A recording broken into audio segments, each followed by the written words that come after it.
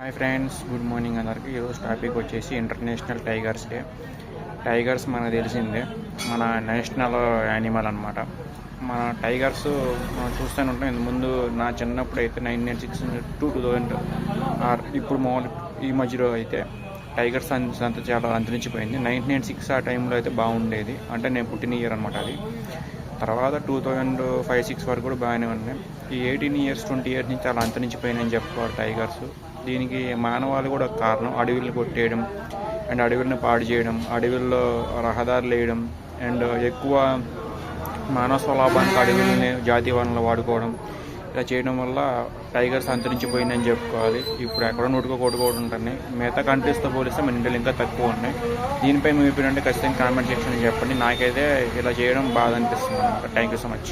Hi friends, good morning అందరికి. ఈరోజు topic వచ్చేసి ఇంటర్నేషనల్ టైగర్స్ డే. టైగర్స్ మనకు తెలిసి